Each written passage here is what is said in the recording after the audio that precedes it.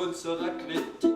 Une bonne sœur athlétique. Dans une discothèque. Dans une discothèque. Qui danse frénétique. Qui danse frénétique. Le mambo et le jet. Le mambo et le jet. Un curé romantique. Il était une fois un conteur un peu inquiet. Il devait passer dans une sorte de film présenté et on lui demandait qu'est-ce que c'était qu'un conteur. Être conteur, c'est faire des bulles comme un rêveur, là, souffler des bulles dans une paille. Et ces bulles, c'est des histoires. C'est être dans l'instant, être toujours en connexion avec le public, avec l'histoire. Dans ce métier, il y a beaucoup de filiation, de rencontres et de filiation. Et comme souvent on dit, on cherche des histoires, mais c'est pas vrai, c'est les histoires qui vous cherchent. Et quand elles vous rencontrent, ça fait une belle histoire.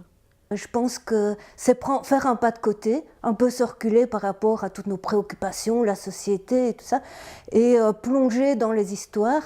C'est un espèce de triangle magique où il y a le conteur, l'histoire, le public, et c'est chaque fois différent du coup.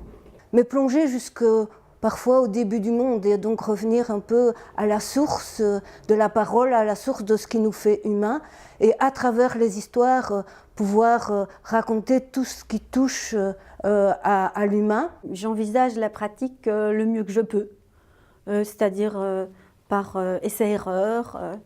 Je m'aventure sur des chemins que je ne connais pas et j'essaye qu'ils soient le plus courbes possible. On voit que le conteur, à la fois, il improvise beaucoup parce qu'il est, je dirais, en contact direct avec le public, mais cette improvisation demande beaucoup de travail en amont.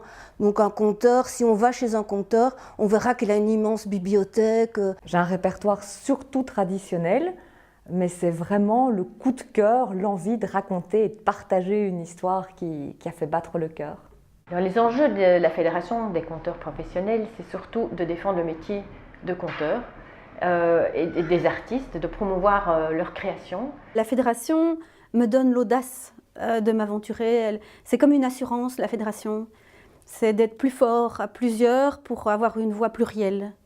C'est un peu une bouée de sauvetage, la Fédération. C'est savoir qu'il y a cette espèce de grand roc avec plein de conteurs, plein de pratiques différentes, la possibilité d'appeler si on est en détresse, c'est un peu un pour tous, tous pour un. C'est vrai que la Fédération des conteurs, ça permet de rassembler et par moment d'être une force de pression par rapport aux politiques, parce que pour être conteur, être artiste, parfois on a besoin de soutien. Cette année, on fête les 15 ans de la Fédération et nous allons organiser 3 activités majeures. D'une part, une grande marche de conteurs dans les Ardennes. Et avec la marche, on marche. On va retrouver le pas des troubadours.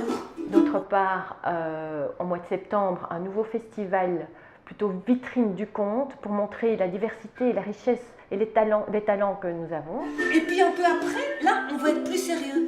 On va faire un colloque aux sources de l'oralité. Nous allons également organiser un colloque pour réfléchir sur nos pratiques, inviter des regards extérieurs à venir parler de ce que c'est que l'oralité, de la spécificité de ce métier. Ouh là là là, pourquoi les poules n'ont pas mal aux dents? Pourquoi les dauphins rient tout le temps? Oh laissez-moi rêver que de temps en temps le monde puisse tourner tout autrement. Pourquoi les poules n'ont pas mal aux dents? Pourquoi les dauphins rient tout le temps?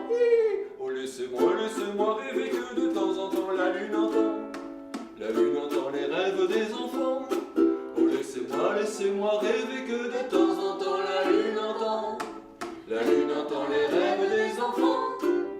Et des adultes. Ah oui.